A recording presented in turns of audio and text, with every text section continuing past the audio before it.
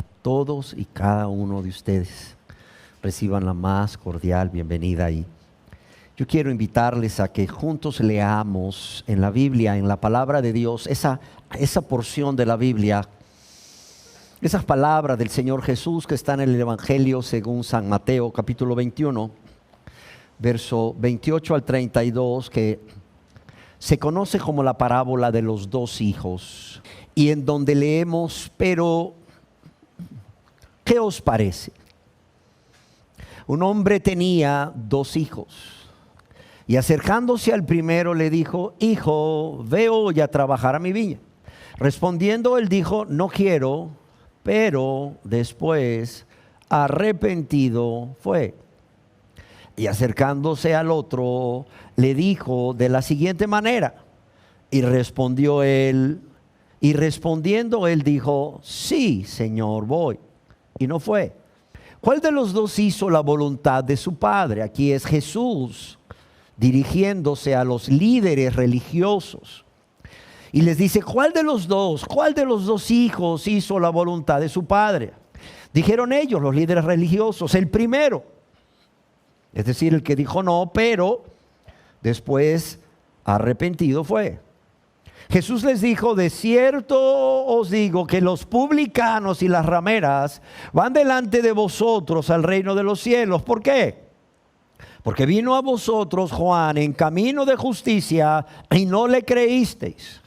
Pero los publicanos y las rameras le creyeron, y vosotros, viendo esto, no os arrepentisteis después para creerle. En esta segunda parte de esta serie de enseñanzas que hemos titulado La parábola de los dos hijos, yo nuevamente quisiera pedirles que nos sentemos a los pies de el maestro de Galilea, de Jesús, así como lo hizo María, la hermana de Marta y la hermana de Lázaro de Betania. ¿Para qué? Para que seamos enseñados por él a través de esta preciosa parábola de los dos hijos.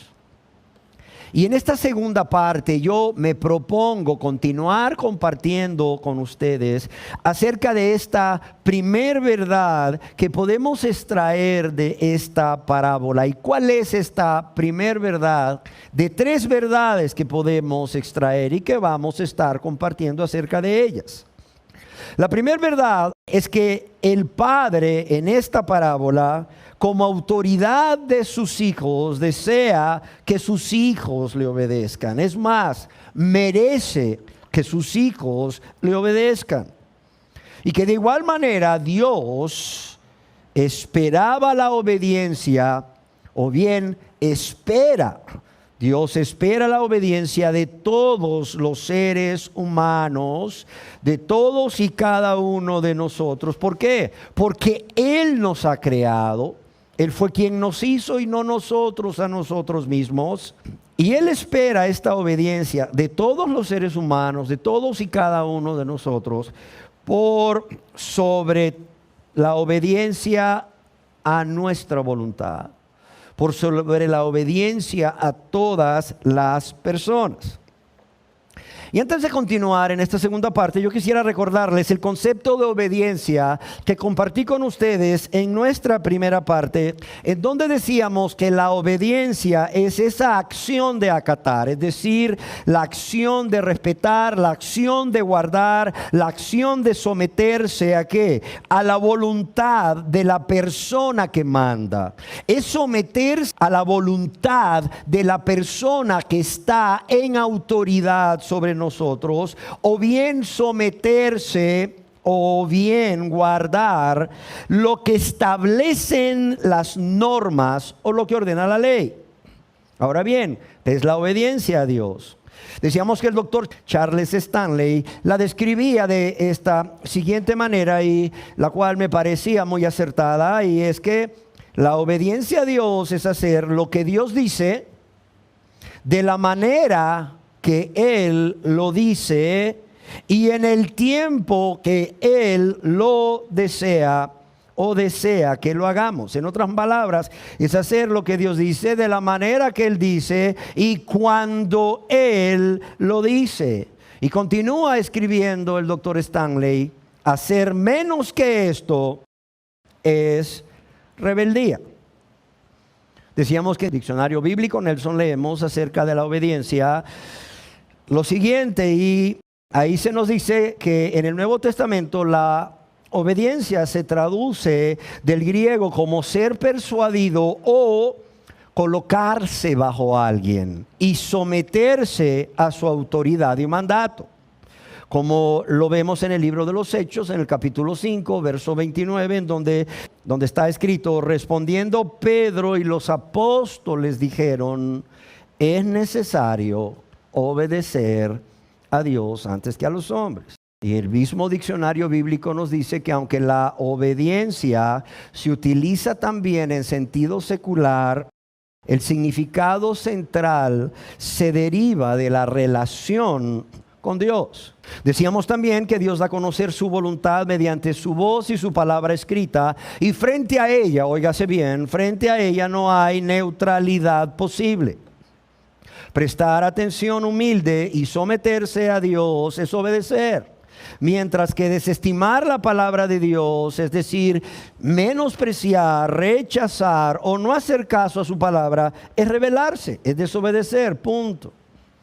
Así que la obediencia a Dios es una entrega total a su voluntad. Y lo quiero repetir: la obediencia a Dios es una entrega total a su voluntad. Hasta aquí lo que dice el diccionario bíblico Nelson. Es por ello que también el diccionario bíblico ilustrado de Holman define la obediencia como escuchar la palabra de Dios y actuar en consecuencia. Escuchar la palabra de Dios y actuar en consecuencia. Y considero muy importante afirmar que la obediencia y la fe están íntimamente relacionadas. ¿Por qué razón? Porque la fe nos conduce a la obediencia a Dios. Todo verdadero cristiano obedece a Dios porque confía en Él. Todo verdadero cristiano, oiga bien, obedece a Dios no solo porque es un mandato, es una prueba de que la persona realmente está convertida. Es una prueba de que la persona realmente tiene una relación personal con Dios. Pero también todo verdadero cristiano obedece a Dios porque confía en Él. Confía en Él como su Dios, confía en Él como su Señor, confía en Él como su Salvador. Pero también confía en Él como la fuente de poder. ¿Para qué? Para poder obedecer sus mandamientos y hacer su voluntad. De modo que, en resumen, la obediencia a Dios es escuchar su voz, conocer su voluntad, primeramente. Segundo, confiar en Él, que Él no nos va a pedir algo más o no nos va a pedir algo que no podamos realizar. Pero también es confiar que juntamente con su mandamiento Él nos va a dar la capacidad y nos va a dar la fuerza para obedecerlo por medio de su Santo Espíritu. Pero también obediencia es someterse a Dios. Someterse a Dios, rendirse a Él y a su palabra. Y como parte del estudio de esta primer verdad, yo deseo que hoy nos centremos en analizar cómo es la obediencia. ¿Cómo es la obediencia que Dios espera de todo ser humano? ¿Cómo es la obediencia que Dios espera de todos y cada uno de nosotros? Y yo quiero centrarme en ello, no solo para que ustedes adquieran el conocimiento, sino con el propósito de que todos los aquí presentes nos examinemos a nosotros mismos y veamos si realmente estamos obedeciendo a Dios como Él espera y merece que todos le obedezcamos siempre. Y lo voy a repetir. Vamos a compartir esto. ¿Cómo es la obediencia que Dios espera? No solo para que adquiramos el conocimiento, sino con el propósito, óigase bien, de que todos y cada uno de nosotros nos examinemos a nosotros mismos y veamos si realmente estamos obedeciendo a Dios como Él manda, como Él espera y como Él se merece que todos le obedezcamos. Yo quiero decirles que esta obediencia a Dios es en primer lugar de corazón. En el libro de Deuteronomio capítulo 26, verso 16, leemos al respecto. Jehová tu Dios te manda hoy que cumplas estos estatutos y decretos. Cuida pues de qué? De ponerlos por obra ¿con qué? Con todo tu corazón y con toda tu alma. Este es Moisés hablando al pueblo de Israel. Y le dice, Jehová tu Dios te manda hoy que cumplas estos estatutos y decretos. Y les dice, cuida pues, ten mucho cuidado de ponerlos por obra, ¿con qué? Con todo tu corazón y con toda tu alma. Ahora bien, la pregunta que surge es, bueno, pues este es el Antiguo Testamento. ¿Qué con respecto al Nuevo Testamento? En la epístola del apóstol San Pablo a los Romanos, en el capítulo 6, en el verso 17, el apóstol Pablo dice a los cristianos de la ciudad de Roma, pero gracias a Dios, que aunque erais esclavos del pecado, dice, habéis obedecido de corazón aquella forma de doctrina a la cual fuisteis entregados. Vemos el mandamiento de Dios desde el Antiguo Testamento. Cuidad pues de qué, de poner por obra o de obedecer los mandamientos de Dios con todo tu corazón y toda tu alma. Pero bueno, la pregunta que surge aquí, bueno, y bueno, ¿qué con nosotros pues? ¿Qué con nosotros bajo la gracia? Eso era el Antiguo Testamento. Mucha gente piensan que estos mandamientos de Dios para su pueblo Israel, ¿verdad? No están vigentes para los cristianos hoy en día, que son pueblo de Dios también. Es más, mucha gente dice, bueno, ¿se puede guardar los mandamientos de Dios, o sea, de todo corazón o con todo nuestro corazón? Claro, ya lo leímos en Romanos 6, 17 y lo vuelvo a leer de nuevo. El apóstol Pablo da gracias a Dios. ¿Por qué da gracias a Dios? No porque los romanos eran esclavos del pecado, sino porque habiendo sido esclavos del pecado, ¿qué les dice? Habéis, ¿qué? Obedecido de corazón. Habéis obedecido de corazón aquella forma de doctrina a la cual fuisteis entregados, es decir, a la doctrina de la gracia, a las buenas nuevas de salvación, al Evangelio. Ahora, ¿cómo es esta obediencia de corazón a Dios y a su palabra? El Señor Jesús nos responde esta pregunta al decirnos cómo era para Él obedecer la voluntad de su Padre. Y en el Evangelio según San Juan, capítulo 4, verso 34, vamos a escuchar las palabras de Jesús. Jesús les dijo, mi comida es que haga la voluntad del que me envió y que acabe su obra. Ahí está Jesús respondiendo la pregunta, ¿cómo es? O sea, ¿cómo es guardar los mandamientos de Dios o hacer la voluntad de Dios de corazón? Bueno, dice el Señor Jesús, mi comida es que haga la voluntad del que me envió y que acabe su obra. ¿Qué es lo que está diciendo aquí el Señor Jesús cuando dice, mi comida es hacer la voluntad de mi Padre? Lo que Él está diciendo es que su mayor deleite, óigalo bien, su mayor deleite, su mayor placer, su mayor satisfacción, su mayor deseo o anhelo, lo que más atraía todo su interés, su gran meta, óigase bien, y el objetivo de su vida, y una de las razones por las cuales vino a este mundo, pero también lo que a su vez era su sustento, era obedecer a Dios. Era obedecer a Dios sobre cualquier cosa, aún sobre cualquier alimento físico. John MacArthur escribe al respecto, la obediencia a Dios y la dependencia de su voluntad resumía la totalidad de la vida de Jesús. Lo repito, la obediencia a Dios y la dependencia de su voluntad resumía la totalidad de la vida de Jesús.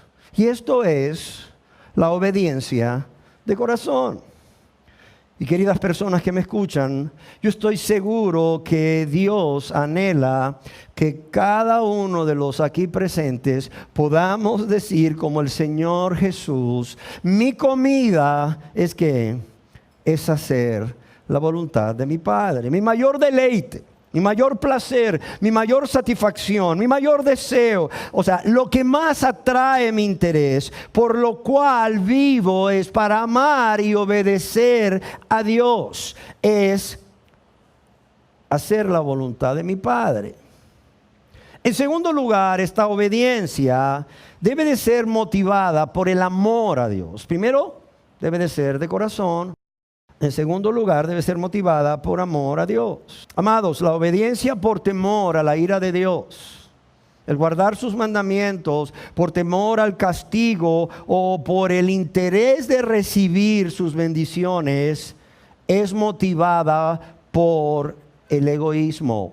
Es motivada por el egoísmo y por tanto no es la obediencia que agrada a Dios, y mucho menos la obediencia que Dios espera.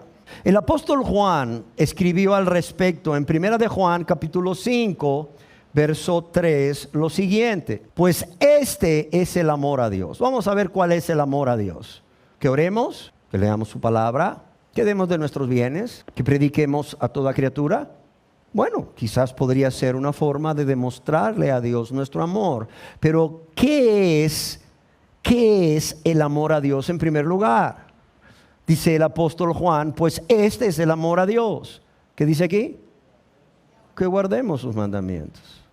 Y sus mandamientos no son gravosos. Amados, si tú guardas sus mandamientos y tienes una relación personal con Él, de amistad íntima, tú vas a orar, tú vas a leer la Biblia, tú vas a hacer misericordia, tú vas a ser un adorador en espíritu y en verdad, tú vas a dar de tus bienes para la extensión del reino, tú vas a predicar su palabra. Amén. El apóstol Juan es claro. Cuando nos dice inspirado por Dios, leámoslo de nuevo, dice, pues este es el amor a Dios, que guardemos sus mandamientos, y sus mandamientos no son gravosos. ¿Y qué quiere decir que no son gravosos? Es decir, no son una carga pesada, no son una molestia, no es aburrido guardarlos. Amén. Y es que, como alguien escribió, los mandamientos de Dios no son una carga pesada a quien lo ama. Óigalo bien. Los mandamientos de Dios no son una carga pesada a quien lo ama. ¿Por qué? Porque ningún hombre se siente cargado con los deberes que le impone el amor. Como lo expresa un antiguo proverbio, el amor no siente cargas. El mismo apóstol Juan, en su segunda epístola, en el verso 6, escribió también al respecto, y este es el amor. O sea, no en una epístola, ya en una segunda epístola. Dice, y este es el amor, que andemos según sus mandamientos. Yo quiero que entendamos que el amor a Dios no consiste, como muchos creen, en un sentimiento o en una emoción que las personas experimentan hacia Dios. Yo le pregunto a la gente, ¿usted ama a Dios? Ah, sí, claro que lo amo. ¿Y por qué dice que lo ama? Ay, viera. Cuando yo lo alabo, mire, usted no sabe. Me siento en el tercer cielo. Cuando yo lo alabo, mire, hasta lloro. Usted no sabe, ¿verdad? Cómo se quebranta mi corazón cuando yo lo alabo, cuando yo lo adoro. Oiga, qué bueno, eso me parece magnífico, pero ¿está usted obedeciendo al Señor? ¿Cómo así? ¿Está usted guardando sus mandamientos? ¿Usted ha renunciado a esa vida de práctica de pecado y ha confesado a Dios sus pecados suplicando misericordia? Bueno, he confesado a Dios mis pecados suplicando misericordia, pero usted sabe, no hay justo ni aun uno, ¿verdad? Es decir, todos pecamos todos los días, hermano. Ah, ya. O sea que usted no guarda los mandamientos de Dios. Bueno, eso lo vamos a hacer cuando estemos en el cielo, hermano. Ah, ya. Pues fíjese que el apóstol Juan dice que en esto se manifiesta el amor a Dios, que guardemos sus mandamientos, y este es el amor, que andemos según sus mandamientos. Por eso es que yo quiero hoy enfatizar que es necesario entender que el amor a Dios no consiste en sentimientos o en una emoción que una persona puede experimentar hacia Dios, sino que Dios define lo que es amarle a través del apóstol Juan. Y aquí vemos que la definición de amar es elegir, obviamente. Elegir obedecer los mandamientos de Dios por sobre nuestra voluntad, por sobre nuestros deseos y los de otra persona. Adam Clarke escribe al respecto: es en vano pretender amar a Dios cuando vivimos en oposición a su voluntad. Esto lo escribió este hombre allá a finales del año 1700. Oiga, pero ¿cuánta razón tenía este hombre? Dice: es en vano pretender amar a Dios cuando vivimos en oposición a su voluntad. Y es lo que muchas personas están haciendo hoy en día. Personas que dicen no ser cristianas, como personas que dicen ser cristianas, dicen: no, yo sí amo a Dios. Ah, claro que amo a Dios. Cuán bueno sería que entendieran lo que dice Adam Clarke. Es en vano pretender amar a Dios cuando vivimos en oposición a su voluntad. Nunca olvidemos que el amor y la obediencia a Dios son una prueba suprema de que somos cristianos. Yo quiero que no olvidemos no solo que el amor y la obediencia van de la mano, sino que el amor y la obediencia a Dios son una prueba, o la prueba suprema de que una persona realmente se ha convertido a Dios, realmente ha nacido de nuevo, realmente ha sido perdonada, realmente es hijo o hija de Dios, realmente es cristiano o cristiana. Amén. ¿Por qué razón? Porque el amor a Dios y la obediencia a Dios son el resultado de primero de una conversión, y segundo de una relación personal, íntima o estrecha con Dios. Y por si esto fuera poco, el Señor Jesús, en el Evangelio según San Juan, en el capítulo 14, óigase bien, en 3 ocasiones, Él resalta la importancia que tiene la obediencia por amor, pero también cómo ese amor se manifiesta a través de la obediencia. En 3 ocasiones, en un mismo capítulo, Él resalta la importancia de la obediencia por amor y cómo el amor se manifiesta a través de la obediencia.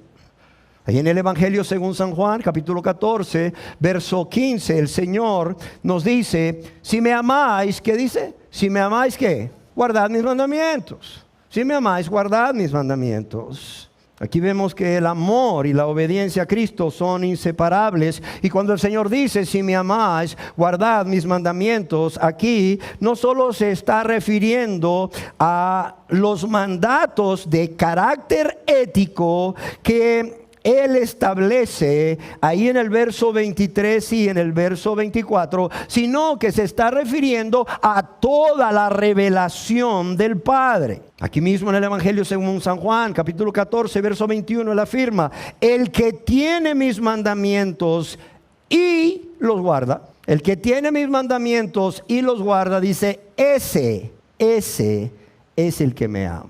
Señor, yo te amo. ¿Tú guardas mis mandamientos? No. Ah, pues no eres de los que me ama, dice. Porque el que tiene mis mandamientos y los guarda, ese es el que me ama. Amén. Y en Juan capítulo 14, verso 23 y 24, dice: el que me ama, mi palabra guardará, y mi Padre le amará, y vendremos a él y haremos morada con él. Y luego Jesús dice, para que nadie se engañe, dice: el que no me ama, no guarda. El que no me ama no guarda mis palabras. Yo pregunto, ¿pudo el Señor Jesús haber sido más claro? Pues la verdad yo creo que no. Dice, el que no me ama, no guarda mis palabras. Punto. Y la palabra que habéis oído no es mía, sino del Padre que me envió. William MacDonald escribió al respecto: si alguien verdaderamente ama al Señor, guardará su enseñanza entera, no solo mandamientos aislados. Y digo esto porque la gente está acostumbrada a guardar mandamientos aislados. Sin embargo, si alguien verdaderamente ama al Señor, guardará su enseñanza entera, no solo mandamientos aislados. Hasta aquí lo que escribió MacDonald, y yo agrego que cuando el Señor dice, el que me ama, estoy seguro que no solo se estaba refiriendo a los discípulos a quienes dirigía estas palabras en ese momento, sino que se estaba dirigiendo a todos los que habríamos de creer desde ese entonces hasta su segunda venida. Por tanto, esto es algo que se aplica a todos nosotros hoy. Queridas personas que me escuchan, la vida cristiana, como muchos tristemente piensan, no consiste en vivir según una larga lista de reglas o mandamientos de hombres o dogmas de fe. Usted puede seguir todas las reglas, dogmas que quiera, si eso fuera posible en sus propias fuerzas, y aún así no estar viviendo la vida cristiana. Entonces, ¿cómo se vive la vida cristiana? La vida cristiana, óigase bien, es vivir cada día en una relación personal con Dios, de padre a hijo o de padre a hija, a través de lo que Jesucristo ha hecho por nosotros como nuestro Salvador. Y es una vida de compañerismo estrecho, una vida de compañerismo íntimo con el Señor Jesucristo, obedeciéndole siempre, obedeciéndole en todo lugar, en toda circunstancia, obedeciéndole de corazón, obedeciéndole por amor y caminando cada día por fe, con la mirada puesta en Jesús, en el poder del Espíritu Santo. ¿Sí se entiende?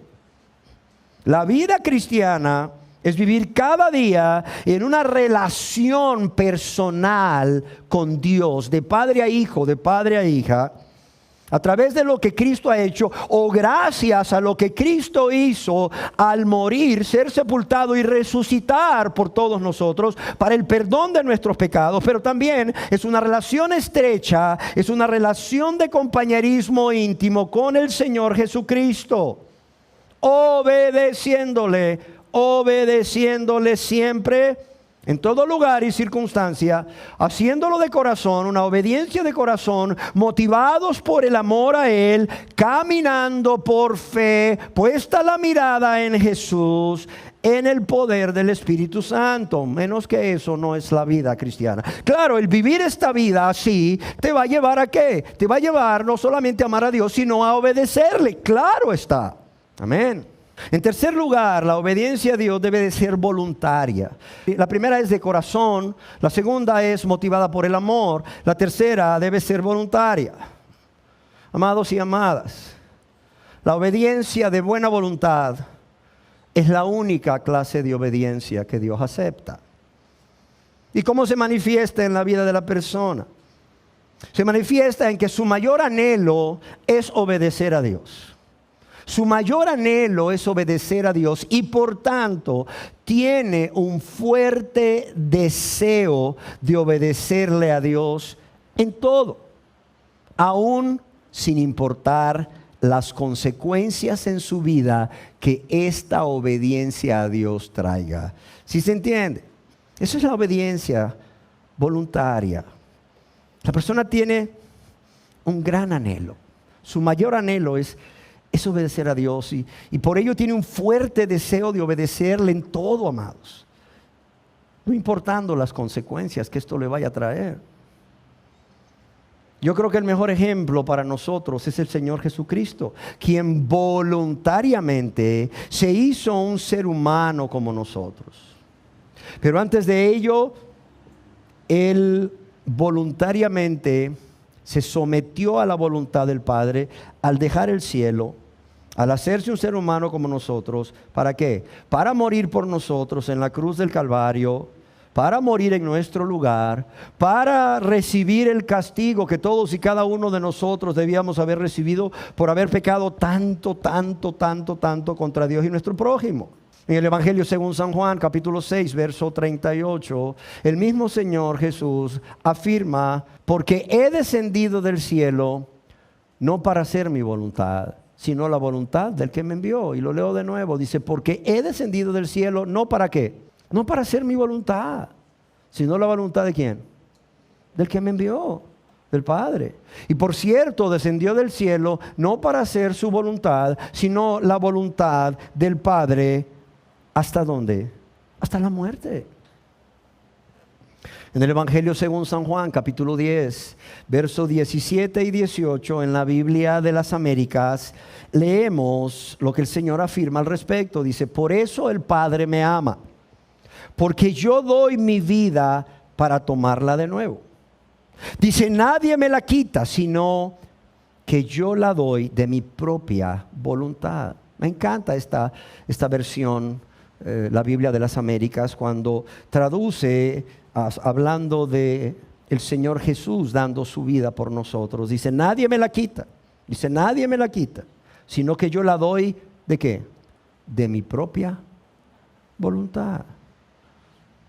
Él es nuestro mejor ejemplo de obediencia de corazón. Él es nuestro mejor ejemplo de la obediencia motivada por el amor y la fe. Él es el mejor ejemplo de la obediencia voluntaria. Dice: nadie me la quita, sino yo la doy de mi propia voluntad. Y es que cuando obedecemos obligados por el temor al castigo de Dios, o cuando obedecemos por temor a las consecuencias terrenales y eternas del pecado, sin este fuerte deseo o anhelo de agradar a Dios por quien es Él y por amor y gratitud a Él, esto, amados y amadas, no es obediencia. Eso no es obediencia. Hacer la voluntad de Dios por temor, por interés, mas no por amor y gratitud, no es obediencia. Punto. Dios creó al ser humano con el poder de escoger. Con el poder de escoger obedecer o desobedecer. Pero no así al resto de la creación, que responde, óigase bien, solamente al instinto o a las leyes naturales. Dios, por medio de su palabra y el Espíritu Santo, nos muestra, como ya vimos, qué es lo que Él quiere que hagamos y nos da el poder para hacerlo. Pero somos nosotros los que tenemos que decidir si le obedecemos o no.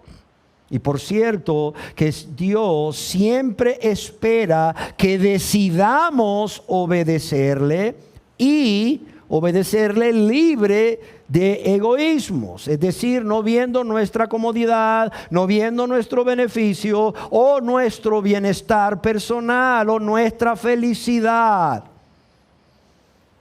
sino por amor y gratitud, con entusiasmo, con gozo y con diligencia. J. Vernon McGee escribió al respecto: la vida cristiana, y este es un complemento de lo que ya leíamos, la vida cristiana es una vida en la cual usted voluntaria y libremente y con la ayuda del poder del Espíritu Santo se presenta ante Cristo y se entrega a Él para obedecerle.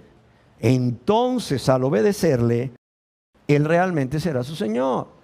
Lo vuelvo a leer. Dice: la vida cristiana es una vida en la cual usted voluntariamente y libremente, con la ayuda del poder del Espíritu Santo, se presenta primeramente ante Cristo y se entrega a Él. ¿Para qué? Para obedecerle. Amén.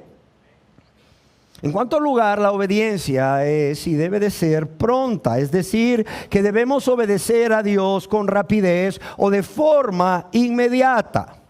Debemos obedecer a Dios con rapidez o de forma inmediata o en el tiempo que Dios ha establecido para hacerlo. Responder de otra manera al mandamiento de Dios no agrada a Dios. Si Dios nos ordena llevar a cabo una acción o dejar de hacer algo, debemos estar dispuestos a obedecer. Es decir, a hacerlo en el mismo momento en que Él nos muestra su voluntad, si este es su deseo, o esperar a que Él nos indique cuándo desea que actuemos. Un ejemplo de ello lo vemos en la Biblia, en la vida del apóstol Pablo, en su ministerio.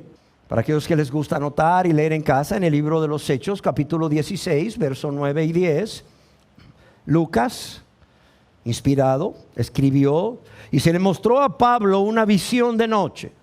Y se le mostró a Pablo, de parte de Dios obviamente, una visión de noche. Un varón macedonio estaba en pie rogándole y diciéndole: pasa a Macedonia y ayúdanos. Y escribe Lucas con respecto a Pablo: cuando vio la visión, ¿qué dice? Enseguida procuramos partir para Macedonia, dando por cierto que Dios nos llamaba para que les anunciásemos el evangelio. ¿Qué pasó? El apóstol Pablo recibe una visión de noche de parte de Dios. Un varón macedonio estaba en pie rogándole y diciéndole: pasa a Macedonia, ayúdanos. ¿Y qué pasa cuando Pablo ve la visión? ¿Qué sucede? Inmediatamente se dispone a obedecer. Y seguramente va donde está Lucas y sus otros compañeros y les comenta: oye, ¿saben qué? Dios me acaba de revelar una visión y me muestra esto y esto y esto. Y definitivamente debemos partir de inmediato a Macedonia. Y Lucas dice: dando por cierto que Dios nos llamaba para que les anunciásemos el evangelio. Una obediencia pronta. Y amados y amadas, cuidado, cuidado. Si no obedecemos prontamente o con rapidez o en el tiempo que Dios quiere que hagamos lo que nos manda, la oportunidad para hacer su voluntad puede pasar. Pero también, cuidado, podemos contristar al Espíritu Santo. Podemos contristar al Espíritu Santo. Es más, el no obedecer prontamente, después de que hemos recibido cuál es la voluntad de Dios, esto nos lleva a pecar. Esto se llama desobediencia. Y la desobediencia es ¿qué? Es pecado, amados. En quinto lugar, la obediencia debe de ser completa. En quinto lugar, la obediencia debe de ser completa. Dios, óigalo bien, siempre exige al ser humano obediencia completa. ¿Qué quiere decir esto? Que debemos hacer todo lo que Dios nos manda como Dios lo ha ordenado. Y lo repito. ¿Qué significa obediencia completa a Dios? Que debemos hacer todo lo que Dios nos manda como lo ha ordenado. Y así como una verdad a medias es una mentira, de la misma forma, una obediencia a Dios a medias es igual a desobediencia ante los ojos de Dios, aunque nosotros estemos pensando, como tristemente muchas veces sucede, que realmente hemos obedecido a Dios cuando no lo estamos obedeciendo. Yo quiero que recordemos lo que sucedió en la vida del rey Saúl cuando Dios le ordenó destruir a los amalecitas con todos sus bienes materiales. Y esto lo puedes leer allá en 1 Samuel capítulo 15 verso 3. Pero ¿qué sucedió? Ahí en la Biblia, en 1 Samuel capítulo 15 verso 9 leemos: y Saúl y el pueblo perdonaron a Agag el rey y a lo mejor de las ovejas. Dios le dijo: destrúyelos a todos y todo lo que tienen. Pero Saúl y el pueblo perdonaron a Agag y a lo mejor de las ovejas y del ganado mayor, de los animales engordados, de los carneros y de todo lo bueno, y no lo quisieron destruir. Mas todo lo que era vil y despreciable destruyeron. ¿Y qué sucedió? Que Dios lo vio. Dios vio su obediencia a medias, que es igual a desobediencia. Y Dios no solo lo vio, sino que Él visita al profeta Samuel y le dice, me pesa, oiga bien lo que le dice Dios al profeta Samuel, que era quien había ungido al rey Saúl por rey. Le dice Dios, me pesa haber puesto por rey a Saúl, porque se ha vuelto de en pos de mí. Oiga lo que dice, se ha vuelto de en pos de mí y no ha cumplido mis palabras. Y no ha cumplido mis palabras.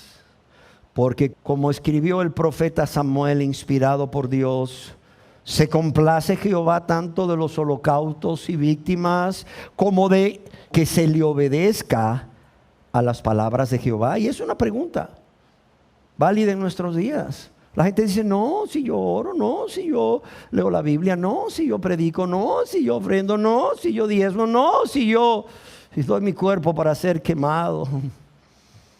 Pero la pregunta es, ¿de qué es lo que realmente se complace Dios? ¿Se complace Jehová tanto en los holocaustos y víctimas como en que se obedezca? Como en que se obedezca a la palabra de Jehová. Y la respuesta es, ciertamente el obedecer es mejor que los sacrificios. Y el prestar atención que la grosura de los carneros. Y qué triste es ver que aunque el rey Saúl había obedecido a medias, lo cual significaba, según Dios, que no había obedecido a su palabra o no había cumplido sus palabras, las palabras de Dios. El rey sí pensaba, como muchos hoy en día, que había obedecido a Dios de manera completa. Óigase bien, el rey sí pensaba que había obedecido a Dios de manera completa. ¿Cómo lo sabemos? Porque cuando el profeta Samuel se presenta ante el rey Saúl sale a recibirle con estas palabras: yo he cumplido la palabra de Jehová. ¿Cómo ven? Yo he cumplido la palabra de Jehová.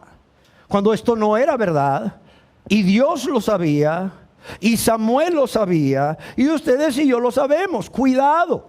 Cuidado con la obediencia a medias, que es desobediencia, y luego pensar que porque hicimos parte de lo que Dios nos dijo que hiciéramos, ya realmente hemos obedecido o hemos cumplido la palabra de Jehová, como el rey Saúl le dijo a Samuel, cuando no es cierto. Esto no es lo que Dios piensa y lo que Dios ve cuando ve la obediencia a medias. En sexto lugar, la obediencia debe de ser cada día.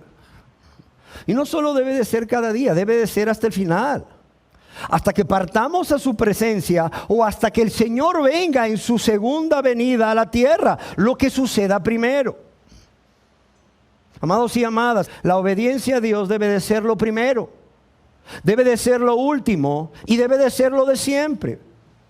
Pues es la marca de aquellos que quieren servir y agradar al Señor. Y esto lo aprendemos del Señor Jesús, quien en el Evangelio según San Juan, capítulo 8, verso 29, Él afirma, porque el que me envió conmigo está. Dice, no me ha dejado solo el Padre. ¿Por qué? Porque yo hago ¿qué? Siempre lo que le agrada. Nuevamente el Señor Jesús es nuestro mejor ejemplo. Dice, porque el que me envió conmigo está, no me ha dejado solo el Padre. ¿Por qué? Porque yo hago siempre lo que le agrada. La obediencia debe de ser cada día hasta el final. Y el Señor Jesús no solo hizo siempre lo que le agradaba al Padre, sino que su obediencia fue hasta el final, hasta la muerte y muerte de cruz, como nos dice el apóstol Pablo en Filipenses capítulo 2, verso 8. Yo quiero que veamos cómo la obediencia es tan importante para el Señor Jesús, que fue algo constante en su vida durante su ministerio terrenal hasta su muerte. Y por cierto, nos ha dejado ejemplo. ¿Para qué? Para que sigamos sus pisadas mientras vivamos en esta tierra. Amén. Por lo que así como la obediencia era tan importante para el Señor Jesús, de modo que fue algo constante en su vida durante su ministerio terrenal hasta la muerte, de igual manera, yo quiero que entendamos esto, de igual manera la obediencia a Dios debe de ser muy importante para nosotros, de modo que vivamos cada día y de manera constante esa obediencia a Dios. El apóstol Pablo escribió a sus hermanos amados en Cristo en la ciudad de Filipo, a los filipenses, lo siguiente: por tanto, amados míos, les dice, como siempre habéis obedecido. Filipenses capítulo 2, verso 12, ahí se lo dice. Por tanto, amados míos, como siempre habéis obedecido. Y la pregunta aquí es, ¿a qué habían obedecido siempre estos cristianos de la ciudad de Filipo? La respuesta es a los mandamientos de Dios que el apóstol Pablo les había enseñado. A los mandamientos de Dios que el apóstol Pablo les había enseñado. Vemos también que esta obediencia cada día hasta el final, no solo fue la experiencia del Señor Jesucristo en su vida, no solo fue la experiencia de los cristianos de la ciudad de Filipo, sino que también fue la experiencia personal del apóstol Pablo. En su segunda carta a Timoteo, en el capítulo 4, versos 6 y 8, le dice o le escribe: porque yo ya estoy para ser sacrificado y el tiempo de mi partida está cercano. ¿Y qué le dice? Le dice algo que quizás me gustaría estuviera en mi lápida. He peleado la buena batalla, he acabado la carrera. ¿Qué dice él? He guardado la fe, he sido obediente hasta el final. He peleado la buena batalla, he acabado la carrera, he guardado la fe. Por lo demás, me está guardada la corona de justicia, la cual me dará el Señor, juez justo, en aquel día, y no solo a mí, sino también a los que aman su venida. Y queridas personas que hoy nos acompañan, permítanme preguntarles, ¿es así vuestra obediencia a Dios? ¿Realmente es así vuestra obediencia a Dios? Nunca olviden que Dios demanda que todos nuestros pensamientos, nuestras emociones, nuestros sentimientos, nuestros deseos, nuestras intenciones y nuestra voluntad sean sometidas de manera total en todo momento, lugar y circunstancia a su voluntad. Y esto es para no cristianos y para cristianos. Y finalizo diciendo que los seres humanos, en su estado natural, es decir, en su estado no regenerado por Dios, no solamente conocen a Dios, sino que conocen la voluntad de Dios. O sea, los seres humanos en su estado natural no regenerado, Dios dice que no tienen excusas. ¿Por qué? Porque Dios mismo se ha dado a conocer a ellos. Aquí en la epístola a los Romanos, en el capítulo 1, en el verso 20 dice: porque las cosas invisibles de Él, su eterno poder y deidad, se hacen ciertamente visibles desde la creación del mundo, siendo entendidas, dice, por medio de las cosas hechas, de modo que no tienen excusas. Y en el libro de los Hechos, capítulo 14, verso 17, el apóstol Pablo dice acerca de Dios: si bien no se dejó a sí mismo sin testimonio al ser humano, dice, haciendo bien, dándonos lluvias del cielo y tiempos fructíferos, llenando de sustento y alegría nuestros corazones. O sea, no solamente el ser humano no convertido a Dios o no regenerado tiene una revelación de Dios, ¿ok? Que claro está, cuando se convierte, esta revelación se amplía a través de su palabra y a través de esa comunión íntima diaria. Pero sí tiene cierta revelación de Dios. Y no solo cierta revelación de Dios, sino cierta revelación de ¿qué? De la voluntad de Dios. Amén. ¿Por qué? Porque Dios ha puesto la ley en nuestros corazones. Dios ha puesto su ley en nuestros corazones de modo que podemos discernir entre lo que es bueno y lo que es malo. Entre lo que agrada a Dios y no agrada a Dios. Es más, como decíamos en nuestra enseñanza anterior, Dios nos ha dado una conciencia que inmediatamente se activa y nos reprende o nos acusa cuando hacemos lo malo, cuando hacemos lo que a Dios no le agrada, sí o no. Mostrando, dice el apóstol Pablo de esta manera, la obra de la ley escrita en sus corazones.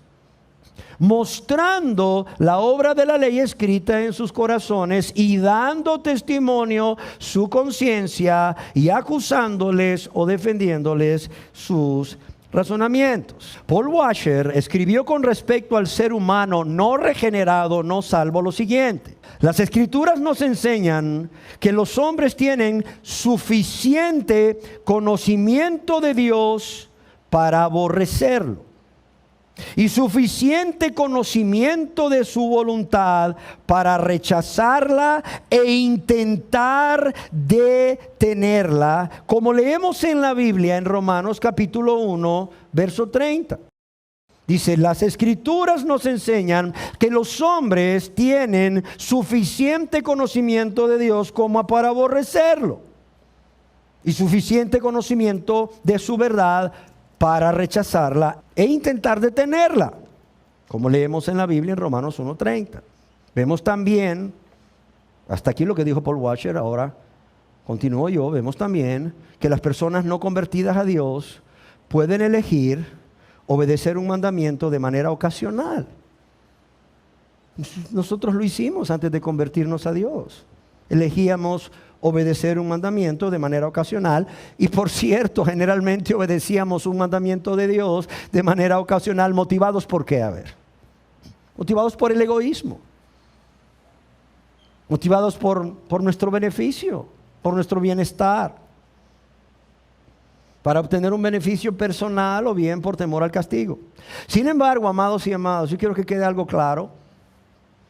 Esta obediencia a Dios, como hemos analizado, esta obediencia a Dios como Él nos manda y se merece, es algo que no podemos vivir en nuestras fuerzas. Amén. Es algo que no podemos vivir en nuestras fuerzas, sino que es el Espíritu Santo de Dios que habita en los que nos hemos convertido a Dios, y en cualquier persona de aquí que se convierta a Dios, quien nos capacita ¿para qué? Para vivir esta obediencia que Dios demanda y merece. ¿Hasta cuándo? Hasta el final. Y es el Espíritu Santo quien nos capacita para vivir esta obediencia con el mismo poder con que resucitó al Señor Jesús de los muertos. Es por ello que para poder obedecer a Dios es necesario que Dios primeramente haga la obra de la regeneración en nuestro corazón.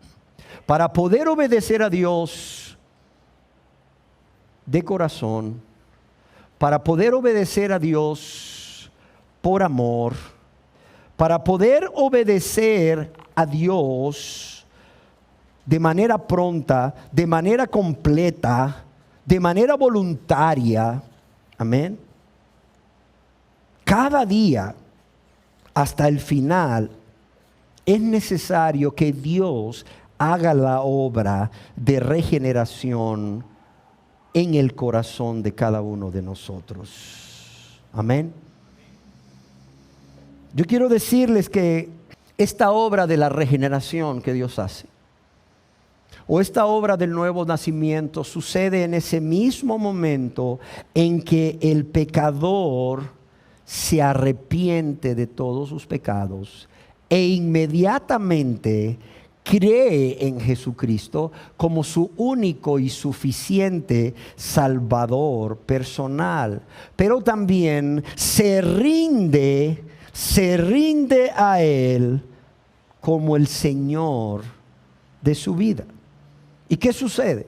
Dios no solo le perdona de manera inmediata y de manera total, perdonando todos sus pecados, sino que también Dios le hace su hijo o su hija. Pero también Dios en ese momento de la conversión viene a derramar su Santo Espíritu en esa persona. De modo que desde el momento de su conversión en adelante, el Espíritu Santo de Dios viene a morar en el creyente para capacitarle para obedecer a Dios de esta manera, para negarse a sí mismo o a sí misma cada día, para poder tomar su cruz cada día, capacitándole para que pueda hacer morir las obras de la carne, como está escrito en Romanos 8:13, pero también para ya no vivir satisfaciendo los deseos de la carne, como Dios nos dice a través del apóstol Pablo en Gálatas 5:16.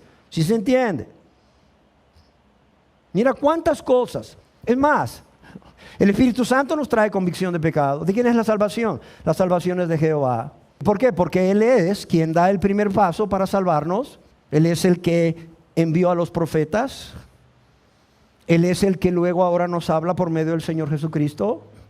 Dios es el que nos ha dejado su palabra, el Evangelio, que es poder de Dios para salvación. Nos ha dado su palabra, que es lámpara a nuestros pies y lumbrera a nuestro camino. Él nos ha traído convicción de pecado por medio de su Espíritu y su palabra. Nos ha confrontado con nuestra vida de maldad y de pecado, como hemos pecado contra Él y nuestro prójimo egoístamente, por nuestro corazón lleno de maldad e incredulidad. Él mismo, como el apóstol Pablo nos dice en 2 Corintios 7:10, Él mismo, Dios produce por medio de su Santo Espíritu esa tristeza que es según Él, ¿para qué? Para arrepentimiento y para salvación. Además, Dios envió a su Hijo, en quien siempre se ha complacido, ¿a qué? A morir en la cruz, para ser sepultado y para resucitar para nuestra justificación. Vemos cómo desde principio a fin Dios está en control de nuestra salvación. Claro está que Dios demanda que creamos, ¿sí o no? Dios demanda que nos arrepintamos y creamos. Ahora la gente dice, oye, pero eso es salvación por obras. No, no es salvación por obras. Al que una persona obedezca a Dios, arrepintiéndose y creyendo en Jesús como su único y suficiente y necesario Señor y Salvador, eso no le da méritos para ser salvo, para nada. Yo no sé si ustedes se acuerdan de la historia del hijo pródigo. El hecho de que el hijo pródigo, después de haber vivido como vivió, malgastando los bienes de su padre, habiendo sido ingrato, habiendo sido rebelde, volviera en sí, es decir, se arrepintiera y volviera a la casa de su padre suplicando misericordia, eso no le dio a él ningún mérito para que el padre le perdonara. Ahora, ¿por qué le perdonó el padre al hijo pródigo? ¿Porque volvió o porque era su deseo perdonarlo? Porque era su deseo perdonarlo. ¿Porque se lo merecía o porque era el deseo del padre perdonarlo? Porque era el deseo del padre perdonarlo. Amén. Es por ello, amados y amadas, que el mandamiento de Dios a todo ser humano y a ti en especial, querida persona, que hoy estás aquí, que aún no te has convertido a Dios, es que te conviertas a Él. Yo quiero decirte que la conversión no es más que un llamado de Dios a renunciar, a seguir viviendo a esa vida de práctica de pecado, de egoísmo, de rebeldía y de ingratitud hacia Dios que has vivido. Y no solo una renuncia a seguir viviendo toda esa vida, sino una rendición, una entrega total de todo tu ser Y esto incluye tu voluntad de manera completa a Dios. Amados, yo quiero decirles que Dios exige. Dios no ruega, Dios no pide a cada ser humano que se convierta a Él. Dios exige a todo ser humano, sin excepción, que te conviertas a Él o que se conviertan a Él. Y si aquí hay personas que aún no se han convertido, quiero decirte algo: tu conversión no es una opción. Tu conversión a Dios es tu más grande necesidad, porque a través de tu conversión a Dios, Dios en su gracia, en su infinita misericordia, va a perdonar todos tus pecados de manera inmediata. Te va a hacer un hijo o una hija de Dios y te va a dar de su Santo Espíritu para que puedas vivir una vida de amor y una vida de obediencia como la que hemos descrito y como la que Él manda y se merece. Pero esta conversión debe ser una conversión del egoísmo a la entrega a Dios y a tu prójimo por amor.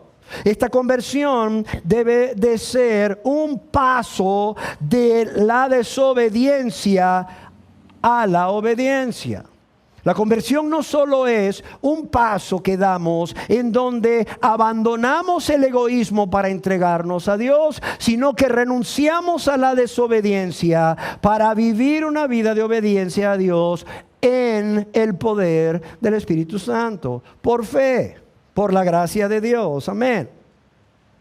Y para finalizar esta segunda parte, en donde quiero finalizar acerca de esta primer verdad que hemos estado viendo, yo quiero preguntarle: si ustedes conocen cuál es la voluntad de Dios, y si ustedes ya conocen cómo es la obediencia que Dios demanda de todas las personas, de todos y cada uno de nosotros, y si ustedes ya saben que lo primero que Dios manda es que se arrepientan de todos sus pecados y se conviertan a Él, ¿ya se convirtieron a Dios?